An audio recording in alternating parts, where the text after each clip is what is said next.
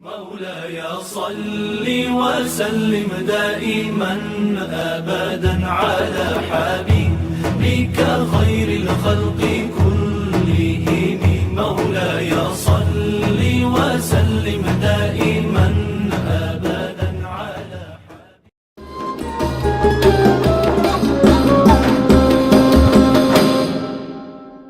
Kali ini saya mengangkat beberapa ayat Quran berkaitan dengan hal-hal yang patut untuk kita bersihkan, kita sucikan dalam kehidupan sosial kemasyarakatan kita.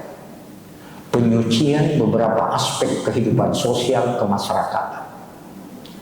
Bapak Ibu sekalian yang saya hormati, kalau kita perhatikan, sejarah mengungkapkan bahwa masyarakat Arab jahiliyah itu mencemari keyakinan mereka, kepercayaan kepada Allah itu dicemari dengan menyembah berhala dan benda-benda alam lainnya.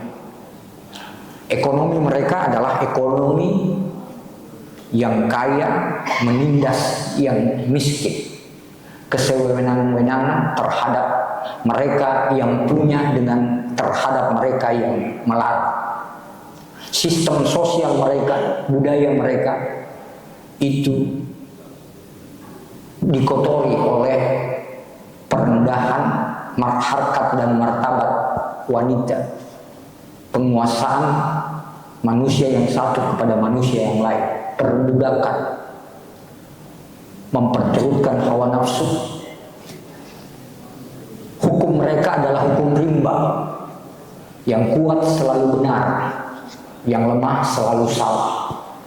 Agama mereka adalah agama yang kaya dengan upacara-upacara, tapi miskin pada implementasi pengamalan-pengamalan. Nilai-nilai kemanusiaan diinjak-injak. Islam datang memperbaharui semua itu. Karena itu, ayat Quran yang menjadi kajian kita Maghrib ini di Masjid Mardiyah, surah Al-Jumu'ah ayat 2. A'udzubillahi minasyaitonirrajim. Bismillahirrahmanirrahim. Huwallazi ba'atsa fil ummiyina rasulan minhum yatlu 'alaihim ayatihi wa yuzakkihim. Saya menyerahkan wa yuzakkihim. Wa yuzakkihim wa yu'allimuhumul kitaba wal hikmah wa in kanu min qablu lafi dhalalin mubin. Dia bangkitkan pada umat yang ummi seorang rasul untuk membacakan ayat-ayatnya, mensucikan mereka dan mengajarkan kepada mereka Alkitab dan hikmah, walaupun sebelumnya mereka adalah orang yang sesat secara nyata.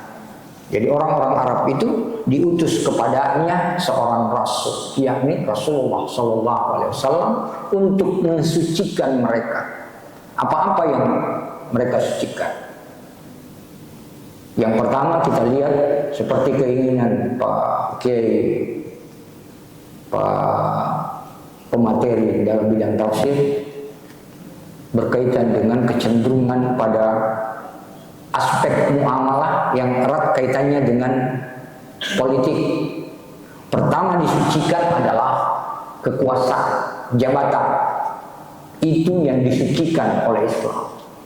Misal kita lihat Ali karramallahu wajhah ketika memerintah, itu setiap masyarakat mendapat bagian dari Baitul Mal. Suatu ketika Akil saudaranya datang, Ali Amirul Mukminin, saya berharap kamu berikan kepada saya lebih dari apa yang kamu berikan kepada rakyat, orang banyak, karena anak saya membutuhkan keperluan yang lebih besar. Ali bilang, sebentar malam kau datang. Malamnya dia datang. Pada saat Akil datang, Ali memberikan sesuatu yang pada saat dipegang oleh Akil, Akil menjerit. Ternyata yang diberikan kepadanya adalah besi yang membara, sudah dibakar, menjerit. Lalu dia bilang, kenapa kau kasih saya? Ali bilang, ini baru besi yang dibakar di dunia.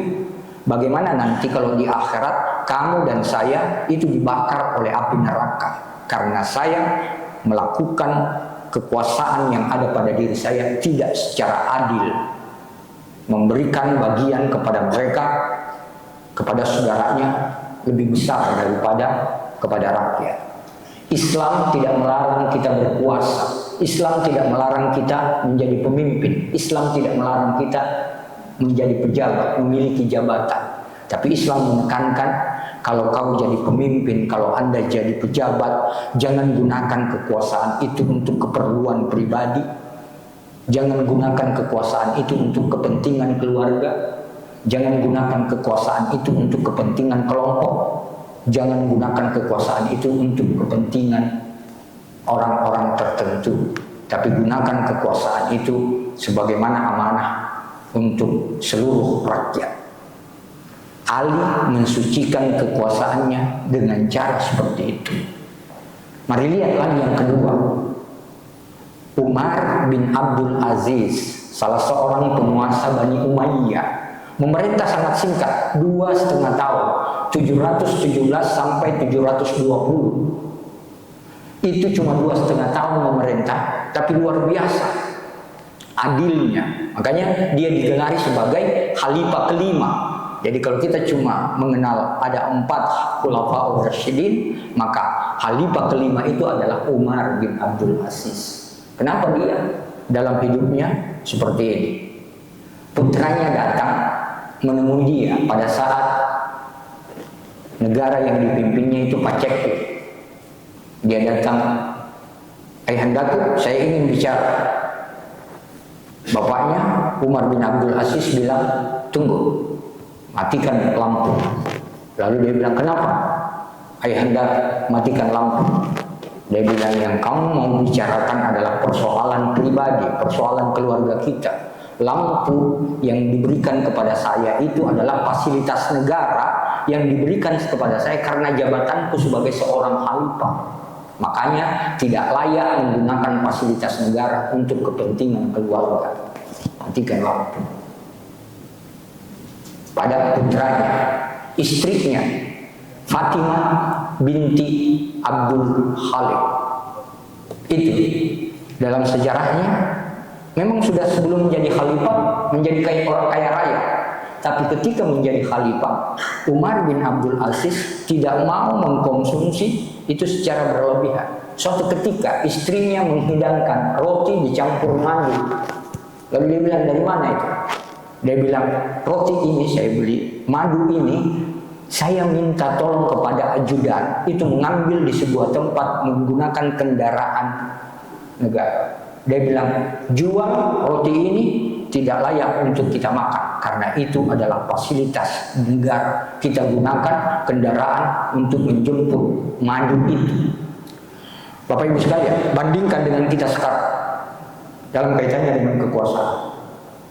Misal saja dia seorang kepala daerah, seorang apa, lain mobilnya istrinya, mobilnya pembantunya pergi belanja juga lain, padahal dia tidak ada kaitannya dengan urusan negara. Umar bin Abdul Aziz mensucikan kekuasaan jabatannya dengan cara seperti itu. Sehingga dalam sejarah didengar, kita baca Damaskus, Irak itu gubernur Irak melapor kepada Umar bin Abdul Aziz. Dia bilang, Khalifah, surplus kas negara lebih sudah dibagikan kepada semua rakyat, masih ada sisa kita punya di kas negara. Apa kata Umar bin Abdul Aziz? Cari rakyat yang punya utang, lunasi utangnya. Cari pemuda yang belum menikah, fasilitasi supaya dia cepat membina keluarga. Cari petani yang mau butuh modal, beri tanpa bunga. 2,5 tahun Umar bin Abdul Aziz memerintah, itu menjadi cerminan kejayaan Daulah Abbasiyah. Luar biasa. Bandingkan dengan kita sekarang, ya, pajak apa semuanya. Coba lihat Umar bin Abdul Aziz, dia suruh cari itu rakyat yang ada utangnya, bayarkan. Bukan sekarang kalau kita justru bukan kita yang dibayarkan utang, kita yang dimintai. bayar kepada negara. Jadi masanya biasa nanti tadi Pak Idham di masjid kita itu masa rasul dalam kaitannya dengan syahadat yang tadi yang saya ceritakan. Pak Idham mengatakan barangkali syahadat kita belum selesai. Saya bilang nanti itu lain kali kita punya bahasan itu. Jadi saya katakan bahwa yang patut disucikan yang pertama adalah kekuasaan, jabatan. Ya. Jadi Allah dalam Al-Quran menyebut Rasul diutus untuk mensucikan orang-orang Arab pada saat itu dalam bidang kekuasaan yang pertama. Yang kedua, apa yang harus kita sucikan? Yang kedua adalah kita harus mensucikan diri. Jadi kalau tadi pensucian pada kekuasaan namanya tazkiyatus sultan. Yang kedua tazkiyatun nafs, pensucian diri. Mana contohnya itu? Mensucikan diri. Quran tegas ya, dalam ayat ini, qad aflaha man zakkaha, beruntung mereka yang mensucikan dirinya, wa qad khaba man dassaha, merugi celaka mereka yang mengotorinya setelah dia sucikan. Lihat contohnya Sumayyah. Siapa Sumayyah? Seorang perempuan tua yang menganut atau memeluk Islam setelah dia suaminya Yasar dan anaknya Ammar di masa Abu Jahal. Sumayyah itu ditekan oleh Abu Jahal untuk mengucapkan kata-kata kufur, ditindas. Setelah berita itu sampai kepada Rasul, Rasul bilang, kirim utusan, beritahu Sumayyah tidak apa-apa dia mengucapkan apa yang diminta, dipaksakan oleh Abu Jahal, tidak apa-apa, yang penting jangan sampai ke hatinya, silakan. Tapi Sumayyah mengatakan, beritahu Rasulullah, hati ini sudah tidak bisa lagi mengucapkan kata-kata itu setelah tercerahkan dengan akidah Islam, tidak bisa lagi dikotori dengan kemusyrikan. Karena jengkelnya Abu Jahal menusuk rahim Sumayyah dengan tombak. Sumayyah lebih memilih mati ketimbang mengotori lisannya dengan ucapan-ucapan kemusyrikan. Dia lebih memilih mati. Tazkiyatun nafs, pensucian diri. Bandingkan dengan kita yang sudah puasa, sudah beridul adha.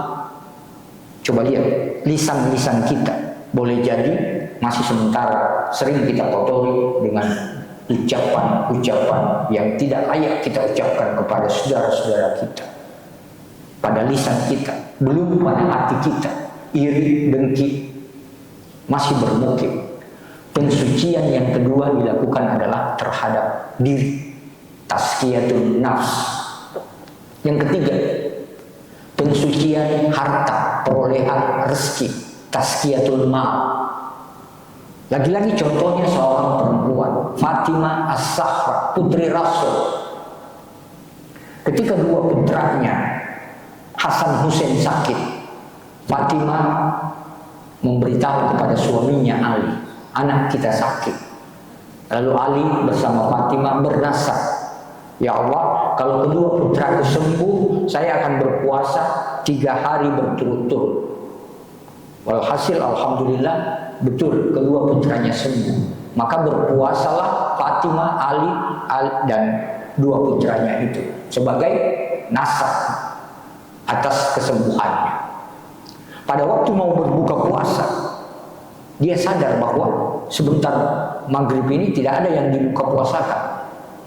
Bayangkan itu, keluarga Rasul, putri Fatimah itu mau buka puasa saja tidak ada yang mau dibuka puasakan. Padahal apa susahnya dia meminta kepada Rasul untuk dipenuhi itu, tidak mau.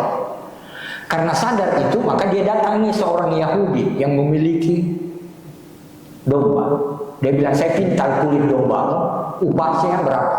Dia bilang 1 sak gandum upah itu. Dia kerjakan, diberilah 1 sak gandum. 1 sak gandum dibuat oleh Fatimah menjadi 5 potong roti. 5 potong roti. Menjelang buka puasa, baru saja mereka mau buka puasa, datang seorang fakir miskin. Ya keluarga Rasul, semoga Allah memberkati kamu. Saya ini fakir miskin, beberapa hari tidak makan. 5 potong roti yang siap untuk buka puasa, semua diserahkan kepada fakir miskin itu. Menjadilah Fatimah Ali berbuka puasa hanya dengan air, dengan segelas air. Hari kedua juga begitu, baru mau berbuka puasa, datang seorang tawanan. Saya ini tawanan, lapar, beberapa hari tidak makan. Semua yang mau diberikan, dibuka puasakan, diberikan kepada tawanan itu. Itulah sebabnya kenapa dalam surah Al-Insan, hal ata alal insan hinun minad dahri lam yakun syai'an mazkura. 5 dan sampai 12 itu menceritakan betapa keluarga Rasul itu menjadi keluarga yang bermahkotakan hal ata. Dia lebih mementingkan orang lain yang lebih butuh ketimbang dirinya sendiri. Makanya Allah mengagumi mereka dalam Al-Quran sebagai keluarga yang bermahkotakan hal ata. Jadi tadi Fatimah Ali gembira mendapat upah setelah dia bekerja. Lebih gembira lagi setelah dia mensucikan pendapatannya itu dengan memberikan kepada orang yang lebih membutuhkan. Pensucian harta, perolehan rezeki. 3. Yang keempat, pensucian kehormatan, tazkiyatul farj, pensucian moral. Mana contohnya? Perempuan lagi, Gamidia. Seorang perempuan yang sudah bersuami berzina. Lalu dia datang kepada Rasul. Ya Rasulullah, hukum saya sudah berzina. Apa kata Rasul? Kembali dulu. Pulang Gamidia. Setelah nampak kehamilannya, dia datang lagi. Rasul, nih bukti bahwa saya sudah berzina. Ini saya hamil. Rasul masih bilang, kembali dulu sampai anakmu lahir. Pulang. Lahir anaknya masih merah, bayi itu dibawa kepada Rasul. Ini hasil persinahan saya. Sekarang sucikan saya dengan hukum Islam. Dia bilang susukan dulu itu anakmu. Kembali lagi disusukan selama 2 tahun. Setelah itu dia datang lagi dengan bekal anak itu, susu dengan roti. Ya Rasulullah, saya sudah susukan, sudah menyapi anak saya 2 tahun. Sekarang saya bawa buktinya bahwa dia sudah makan kenyang. Nih roti yang saya bawa. Sekarang hukum saya. Lalu Rasul bilang kepada sahabatnya, pelihara anak perempuan itu, lalu rajam Gamidia. Dirajam Gamidia. Gamidia lebih memilih untuk mati dalam kaitannya dengan hukum rajam yang ditempuh ketimbang dia menanggung beban terhadap pelaksanaan atau pelanggaran moral persinahan yang dia lakukan. Pada saat dirajam, darah terpercik kena baju Khalid bin Walid. Khalid justru mencela perempuan itu sebagai perempuan pezina. Apa kata Rasul? Jangan begitu Khalid. Dia sudah bertobat kepada Allah. Allah tidak akan mengulangi hukumannya di akhirat karena sudah dilaksanakan di dunia. Dia memilih kematian dengan jalan hukum Islam. Pensucian kehormatan, pensucian faraj, tazkiyatul faraj, pensucian moral. Jemaah sekalian, 4 contoh yang saya katakan itu berarti kita melakukan pensucian dalam 4 hal aspek kehidupan sosial kita. Pertama, tazkiyatus sultan, pensucian kekuasaan. Yang kedua, tazkiyatul nafs, pensucian diri. Yang ketiga, tazkiyatul mal, pensucian harta. Dan yang keempat, tazkiyatul fard, pensucian moral. Semua itu dilakukan dalam kaitannya dengan bagaimana kita mensucikan diri dalam kehidupan sosial kemasyarakatan kita. Jadi pada dasarnya semua ajaran Islam, selalu saya katakan, ujungnya mensucikan kita. Tadi saya sebut di kajian subuh di masjidnya Pak Idha, 2 kalimat syahadat kita itu mensucikan hati kita dari kemusyrikan. Salat yang baru-baru saja kita laksanakan mensucikan kita dari perbuatan keji dan perbuatan mungkar. Inna sholata tanha 'anil fahsya'i wal munkar. Puasa yang beberapa waktu yang lalu kita laksanakan itu mensucikan diri kita dari bujuk rayu hawa nafsu. Zakat mensucikan rezeki penghasilan kita. Haji mensucikan perjalanan kita kepada Allah. Semua berujung pada pensucian diri kita. Tapi jangan berhenti pada 5 hal yang saya sebutkan. Karena itu baru sebagian kecil dari ajaran Islam. Di luar itu, dalam hal muamalah itu jauh lebih besar. Kalau dalam kaitannya dengan ibadah, itu bisa dihitung jari. Taharah, sholat, puasa, zakat, haji, zikir, penyelenggaraan jenazah, kurban, akikah, doa. Itu namanya ibadah ritual. Selebihnya itu adalah persoalan sosial. Jadi jauh lebih besar dan tidak terhitung jumlahnya. Makanya kita patut untuk mensucikannya. Tazkiyatun nafs, tazkiyatul sultan, tazkiyatul mal, dan tazkiyatul farj. 4 hal dalam kehidupan kita patut untuk kita sucikan. Saya kira itu jam 7 sudah tiba. Boleh jadi seperti yang disampaikan oleh pemandu tadi, ada di antara kita untuk bagaimana kita membincangkan ajaran-ajaran Islam, khususnya dalam kaitannya dengan bagaimana pensucian beberapa aspek kehidupan kita. Makasih. Baik, terima kasih Pak Ustadz karena telah menyampaikan materi yang sangat luar biasa di malam hari ini. Mungkin untuk masuk ke sesi diskusi ada beberapa hal yang ingin kami sampaikan. Bagi jamaah yang ingin bertanya, silakan untuk memberikan indikator dengan mengangkat tangan. Dan kami juga sangat berharap kepada jamaah yang ingin bertanya untuk memperkenalkan nama agar uang di sekitar kita itu semakin meningkat. Dipersilakan kepada jamaah yang ingin bertanya. Oh, sudah ada yang mau. Dipersilakan Pak. Pak Indham, ya. Ini jamaah jauh ini dari Goa. Silakan Pak. Ya. Bismillahirrahmanirrahim. Ya. Pak Prof yang kami hormati, para pengurus masjid. Menarik ini Prof kajiannya. Saya bertanya ini yang hubungan antara al-jumu'ah tadi ya. Iya. Huwallazi ba'atsa fil ummiyina rasulan minhum yatlu alaihim ayatihi wa yuzakkihim wa yu'allimuhumul kitaba wal hikmah. Iya. 4 ayat. Di Al-Baqarah 126 ini ada ayat yang sama, tapi ini doa Nabi Ibrahim. Iya. Rabbana wa ba'ats bihim rasulan minhum yatlu alaihim ayatihi wa yuzakkihim. Sama. Iya. Apakah ini doa Nabi Ibrahim yang dikabulkan? Iya. Artinya kan di Al-Quran itu Nabi Ibrahim berdoa, kemudian sama ini di yang Pak Prof kaji tadi di Al-Jumu'ah. Jadi 4 hal. Ada pendapat 4 hal itu merupakan semacam misi Rasulullah. Penjabaran dari ayat pertama tadi Prof. Yusabbihu lillahi ma fis samawati ma fil ardh al-Malik, al-Quddus, al-Aziz, al-Hakim. Ini yang mungkin bisa kita dikasih pencerahan. Kemudian yang kedua di Al-Baqarah juga kalau tidak salah.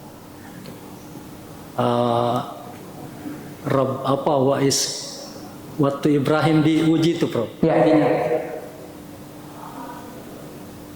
Jadi ayatnya itu waktu Ibrahim dikukuhkan.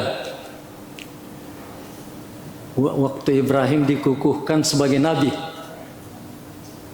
Wa ja'alna istilahnya itu. Kemudian makna ayat di situ pengukuhan itu setelah melalui beberapa ujian. Jadi pengukuhan Nabi Ibrahim itu dilakukan setelah dikatakan di ayat itu mengalami beberapa ujian, di antaranya peristiwa kurban apa lain sebagainya. Ini yang perlu disosialisasi barangkali Prof. Karena kita saat ini kan pengukuhan pejabat pemimpin itu kan tanpa ujian sebenarnya. Artinya langsung dikukuhkan saja kan. Kalau kita belajar Nabi Ibrahim, ini kan dia setelah mengalami beberapa ujian baru ada pengukuhan. wa isibtala Iya, wa Ibrahim. isibtala Ibrahim rabbuhu bi kalimatin Iya, fatammahun. betul. Jadi setelah dia Nabi Ibrahim lolos, itu baru dikukuhkan oleh Allah. Menjadi raja. Iya. Ini kenapa dunia bermasalah sekarang, ya termasuk Indonesia dan lain sebagainya. Karena ini kan pejabat-pejabatnya belum teruji, langsung dikukuhkan. Pengukuhan dulu baru Iya. melaksanakan. Ini mungkin Prof perlu dijabarkan sehingga terjadi seperti apalah, kan kita baru-baru melaksanakan ini misi Ibrahim kurban. Jadi mestinya yang kita itu ya diuji dulu baru diangkat. Iya. Jadi pejabat. Ya, Pak. Ini sekarang kan tidak apa kasarnya tuh siapa yang punya uang jadi bupati, jadi gubernur, jadi anggota dewan, jadinya bermasalah semua. Saya pikir itu Prof. Kemudian ini kan saya kesini ini terus terang ingin Prof tertarik tadi. Iya. Jadi memang materinya Prof ini harus dalam bentuk silabi. Iya. Yang jadi pedoman bagi katakanlah mubalik. Mubalik. Jadi tidak apa-apa kan Pak Prof tadi di masjid kami itu sepertinya akrab dengan pejabat-pejabat. Iya. Jadi ini mestinya materinya Prof ini dibiayai oleh pemerintah, katakanlah gubernur, itu jadi pedoman bagi mubalik. Karena kan yang jadi masalah sekarang kita, ya kita ulangi lagi, sangat dikotomi antara sosial dan spiritual. Apa istilahnya itu, Prof? Dikotomi. Jadi persoalan Tuhan itu di masjid.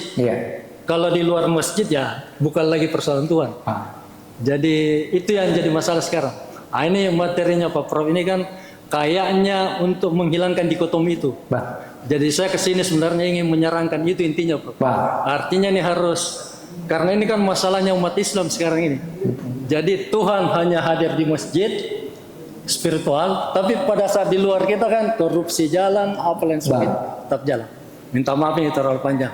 Assalamualaikum warahmatullahi wabarakatuh. Waalaikumsalam warahmatullahi wabarakatuh. Bagus, Pak Idham. Jadi di sini juga banyak materi kita, Pak Idham. Salah satu di antaranya adalah kajian tafsir. Ada Pak Kiai Muhammad Daming. Itu tafsir. Jadi banyak nanti bisa juga memberi kontribusi dalam kaitannya dengan kaitan ayat satu dengan ayat yang. Tapi saya dalam kaitannya dengan orientasi siasat kekuasaan. Yang saya inginkan Pak Idham sudah benar itu. Jadi kenapa Ibrahim itu menjadi khalifah atau menjadi nabi, itu semuanya dikarenakan dia adalah orang yang sudah teruji. Satu di antaranya ketika dia diuji melihat menyembelih putranya, ya bunayya inna fil, dia melihat anaknya disembelih dalam mimpi. Bagaimana pendapatmu, kata Ibrahim. Ismail bilang, laksanakan perintah Allah. Dia tidak mengatakan barangkali ada hikmah lain selain itu, barangkali ada petunjuk Tuhan yang lain selain menyembelih saya. Dia tidak mengatakan. Itu namanya kepatuhan tanpa syarat. Jadi Ibrahim memperoleh gelar Al-Halil, kekasih Tuhan, Halilullah karena dua. Pertama, kerelaan mengorbankan apa yang dicintai, putra satu-satunya Ismail, putranya Ismail. Yang kedua, kedermawanan. Dia dalam sejarah tidak pernah menikmati rezeki seorang diri. Setiap kali memperoleh rezeki, dia memanggil orang lain menikmati rezeki itu bersama-sama. Makanya Ibrahim memperoleh gelar Al-Halil.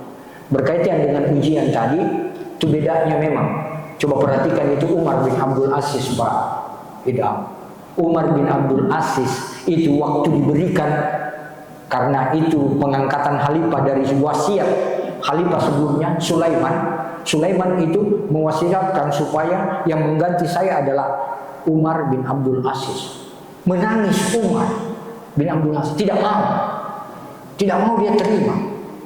Tidak bisa saya terima ini, karena tanpa musyawarah dengan saya, katanya. Beda dengan kita sekarang, Pak.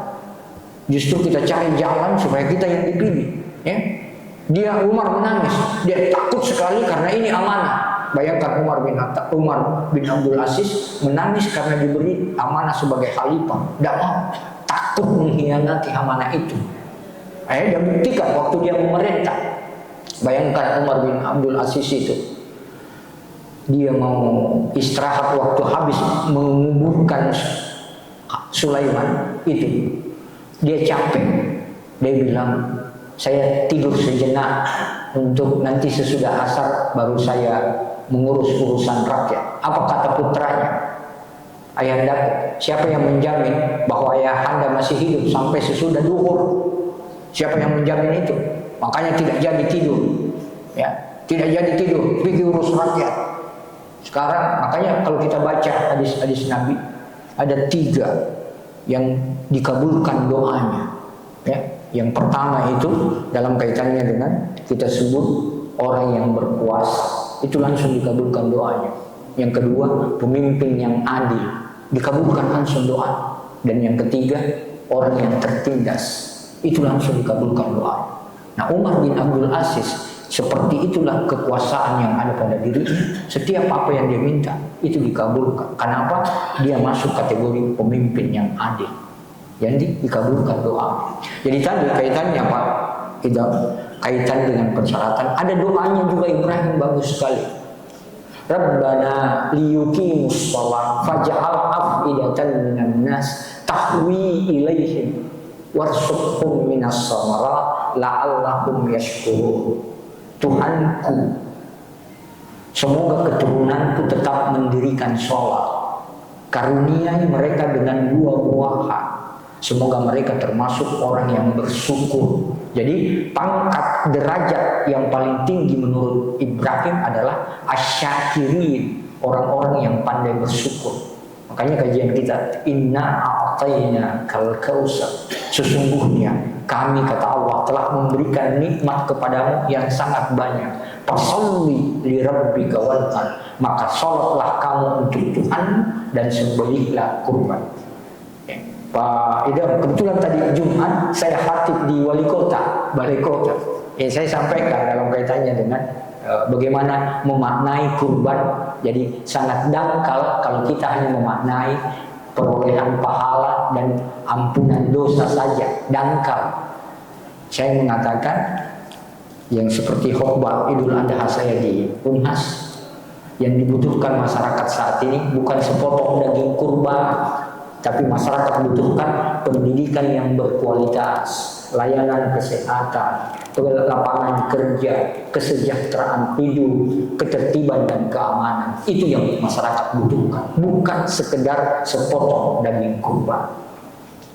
Jadi saya mau bahwa ibadah-ibadah seperti itu orientasinya sosial, supaya tidak terjadi kesenjangan antara ketaatan ritual dan kesalehan sosial. Saya ingin memandu itu. Alhamdulillah kajian-kajian saya memang selalu ke situ. Di semua tempat kajian-kajian saya. Jadi subuh alhamdulillah, Ahad dan Jumat, Sabtu, Ahad alhamdulillah kajian-kajian orientasinya fikih sosial, fikih muamalah. Jadi saya kira itu Pak Idham. Jadi tadi kaitannya dengan itu, alhamdulillah saya sampaikan lagi. Karena di wali kota tadi saya bilang dalam kaitannya dengan ibadah yang mengandung unsur kemasyarakatan itu jauh lebih dihargai daripada ibadah sunnah kita. Saya bilang siapa saja yang keluar dari rumahnya untuk membantu saudaranya, apakah siang atau malam, berhasil atau tidak, itu jauh lebih baik daripada dia iktikaf 2 bulan di masjid. Karena saya dengar masjid wali kota itu sudah ditempati iktikaf Ramadan yang lalu. Jadi saya bilang lebih baik daripada iktikaf 2 bulan di masjid. Jadi dalam kaitannya dengan sosial kemasyarakatan. Karena banyak di antara kita merasa sudah selesai urusan keberagamaan kalau seperti tadi di masjidnya Pak Idham saya bilang banyak di antara kita merapatkan dahinya di atas sajadah. Tapi urusan ibadah Tuhan hanya ada di masjid dan di atas sajadah. Pas kita keluar, kita termasuk orang yang seringkali tidak seperti yang kita ikrarkan. Dia bilang Allahu Akbar, kita membesarkan Allah. Ya. Tetapi pas kita keluar dari masjid, yang kita besarkan adalah uang, kepentingan, jabatan, karier. Itu yang kita pentingkan. Padahal di masjid, di hadapan Allah, kita bilang Allah yang maha besar. Tapi yang setelah kita keluar, yang kita besarkan bukan Allah. Jadi ada namanya inkonsistensi Pak Idham. Inkonsistensi. Kalau tadi Pak Idham di masjid bilang syahadat yang belum selesai. Kalau saya katakan inkonsistensi sikap umat. Ya, ketika di masjid luar biasa, tapi ketika keluar masjid bukan lagi. Sama dengan jabatan. Minta maaf, saya katakan kita umat Islam kalau menjadi pejabat tidak pernah beda dengan umat yang lain. Saya minta maaf, saya katakan kalau umat yang lain itu kalau dia menjadi pejabat agama di pundak kiri, jabatan pundak kanan. Maksudnya misi dengan ajaran agama dengan jabatan itu sama. Kalau kita tidak, kita itu kalau pejabat jabatan, nanti pensiun baru urusan agama. Pensiun, tidak ada kekuasaannya baru urusan agama. Ya, tidak ada. Jadi sikap kita dalam gitu. Padahal dalam kaitan bagaimana memelihara amanah itu satu diantaranya adalah ketika kamu bisa melaksanakan amanah itu seperti apa yang diamanahkan kepada Pak Idham. Jadi fit and proper test yang dilakukan sekarang barangkali itu dia rencanakan mau ke situ, tapi sayangnya fit and proper test biasanya cuma diuji baca Quran. Itu pun juga asal sudah hafal itu surah-surah pendek, ya itu. Minta maaf ya. Jadi biasanya dipandang sudah bagus itu kalau saya juga hafal surah-surah pendek. Jadi gitu kenyataannya ya. Jadi tapi sebagai umat Islam selalu kita senantiasa mau untuk melihat seperti ajaran-ajaran agama kita, bagaimana melakukan pensucian, pembersihan dalam aspek-aspek kehidupan kita. Jangan berhenti Pak Prof. Dalam bidang ekonomi kita bilang orang-orang Arab jahiliyah itu mencemari ekonomi mereka dengan penindasan yang kaya terhadap yang miskin. Ya. Makanya Pak Prof, kalau saya dalam kaitannya ekonomi Islam, saya lebih merasa cenderung Islam itu lebih mengarah kepada ekonomi sosialis. Ya, tapi tidak berhenti situ. Islam itu sosialis yang bertuhan. Jangan berhenti sosialis yang bertuhan. Ya, tidak cocok dengan ekonomi yang dikembangkan sekarang Eropa. Ya. Eropa yang senantiasa mau dalam kaitannya dengan banyak minta maaf mengembangkan ekonomi ribawi. Ya. Tapi kita juga seringkali terjebak di situ. Ya. Karena kita lebih suka. Ya, kita dulu Pak Prof dengan Prof Halide kalau berapat tersinggung karena Prof Halide bilang tidak usah banyak bicara di majelis ulama, kasih keluar dulu kau punya rekening bank muamalah. Yang lain malu-malu karena yang dia miliki semua adalah konvensional dalam kaitannya dengan ekonomi. Ya, tetapi kita tidak bisa mengatakan apa karena itu realitas dalam masyarakat. Hanya yang penting dibangun adalah bagaimana umat Islam bisa menyadari semua itu dalam kaitannya dengan tazkiyatus sultan, tazkiyatul nafs, tazkiyatul ma' dan tazkiyatul fahmi. Sampai Isya jam berapa sekarang? Sudah Isya? Belum sampai Isya Pak. Ya, jam berapa sekarang? Masuk Isya? Jam 19.20. 20, masih 5 menit. Ya. Masih ada apa? Pak Idham, ada Pak Haji. Ya, Pak Haji. Oke, baik. Lanjut ke pertanyaan selanjutnya. Sudah ada Pak Haji, iya. Pak Haji ini Pak Idham diajak saya minggu pekan lalu itu berendam dengan jamaah Ahmadiyah di PIB. Ya. Silakan Pak Haji. Terima kasih Prof. Ya. Apa perlu saya perkenalkan diri lagi Prof? Ya. Apa perlu perkenalkan diri lagi Prof? Jangan, sudah saya kenalkan. Tapi untuk jamaah perlu, untuk jamaah yang lain ya. Pak Haji, silakan sebut. Ya. Saya bernama Kasman Prof. Ya, Haji Kasman. Ya. Yang punya hobi berendam. Alhamdulillah. Sama dengan hobinya Prof. Ya. Pertama-tama Prof, mengingat waktu yang sangat singkat. Ya. Pertama usul. Ya. Kalau bisa malam Jumat malam ini dialihkan ke Jumat subuh. Jumat. agar lebih panjang waktunya. Iya. Mengingatkan besoknya hari Sabtu libur, Bah. jadi bisa lebih panjang waktunya untuk Iya. berdiskusi dengan Prof. Iya. Ya. Lalu yang kedua yang kaitannya dengan Umar bin Abdul Aziz ini, Iya. barangkali era yang lalu di Indonesia pernah terjadi, Prof. Iya. Zamannya Presiden B.J. Habibie. Bah. Beliau tidur hanya 2 jam memikirkan negara ini, Bah. bagaimana negara ini bisa lebih baik daripada yang dialami beliau. Iya. Iya. Beliau diangkat jadi presiden saat rupiah menjadi 17.700. Iya. Diturunkan menjadi 6.000 saja. Luar biasa. Iya. Habibie. Dan yang kedua, Prof, yang mirip-mirip dengan itu, saya ada baca di WA. Presiden Pantai Gading. Iya. Dia naik haji sekarang ini beliau dengan tidak menggunakan fasilitas negara. Iya. Tiba di sana tidak mau disambut, diminta fasilitas untuk difasilitasi oleh kerajaan, dia tidak mau juga. Iya. Jadi dia tidur di pelataran bersama dengan jemaah yang lain. Naik pesawat bukan pesawat, Iya. sama dengan jemaah yang lain. Presiden Pantai Gading. Iya. Dan menurut dalam tulisan itu negaranya makmur sentosa. Iya. Itu persamaan dengan pemimpin tadi. Lalu pertanyaan saya, Prof, menyangkut baru-baru kita laksanakannya adalah puasa. Iya. Puasa Tarwiyah dan aku puasa apa namanya masuk 10 Zulhijjah. Iya. Arafah. Ya, Arafah. Menurut Hafsah, Iya.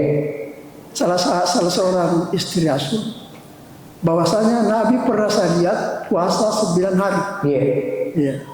Tapi pertentangan dengan pernyataan istri yang lain. Iya.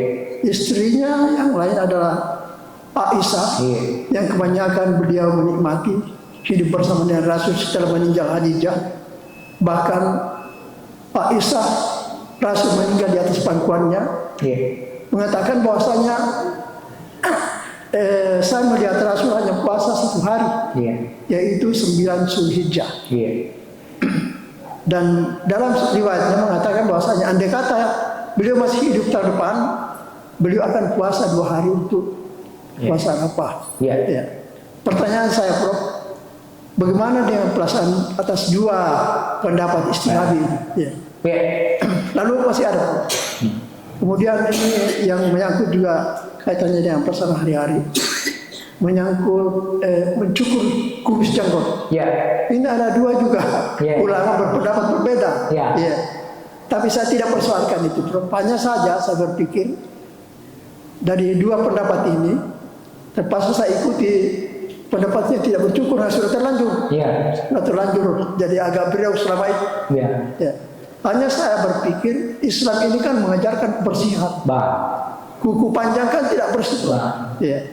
Kumis keluar panjang, bulu-bulunya bisa ada kuman situ. Bah. Ya.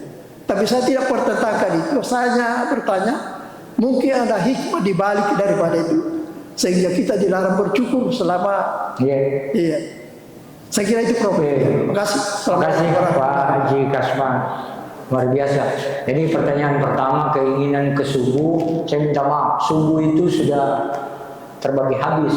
1 dan 3 setiap bulan saya di Goro, di depan rumahnya Ibu Wagub. 3 dan 4, 2 dan 4 di masjidnya Pak Idham. Jadi subuh setiap bulan Jumat sudah penuh. Ahad juga begitu. Ahad pertama saya di Citraland, Ahad kedua di Todopuli, Ahad ketiga Antak, Ahad keempat Cendrawasih. Ahad subuh, semua itu subuh. Sabtu genap 2 dan 4 Al-Abrar. Jadi Sabtu subuh saja yang masih ada sisa. Jadi Jumat penuh, Sabtu 2 dan 4 itu Abrar. Jadi tinggal Sabtu pertama dan Sabtu ketiga itu subuh saya. Jadi Jumat, Sabtu Ahad 3 sudah. Jadi kalau jadwal kita maghrib, nanti terserah panitia bagaimana kalau ingin diskusi lebih panjang, ya bisa kita lihat saja. Tapi di Sabtu, untuk waktu saya tinggal di Sabtu. Di Jumat sudah saya terisi semua. Itu yang kedua, dalam kaitannya dengan contoh-contoh presidennya, ya betul. Cuma saja itu kita selalu bilang Habibie itu menjadi presiden yang tidak tepat pada masanya. Harusnya Habibie presiden sekarang, bukan pada masa itu.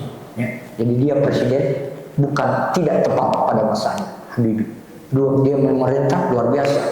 Berapa tahun saja jadi presiden, tetapi hukum Islam yang masuk menjadi undang-undang itu luar biasa. Impres nomor 1 1991, kompilasi hukum Islam masuk, undang-undang tentang zakat perkawinan itu lahir pada masa yang cenderung mengatur kehidupan umat Islam. Luar biasa masanya itu Habibie. Saya katakan dia tidak tepat jadi presiden pada masa itu, harusnya sekarang. Ya. Yang kedua, itu dalam kaitannya dengan tadi puasa. Jadi dalam kaitan seperti itu saya selalu bilang Pak Haji, laksanakan saja dulu seperti apa yang kita tahu dasarnya. Laksanakan. Kalau ada yang bilang ada namanya puasa tarwiyah, kalau ada dalilnya dan dia tahu, silakan laksanakan. Kalau dia bilang cuma puasa Arafah, silakan saja.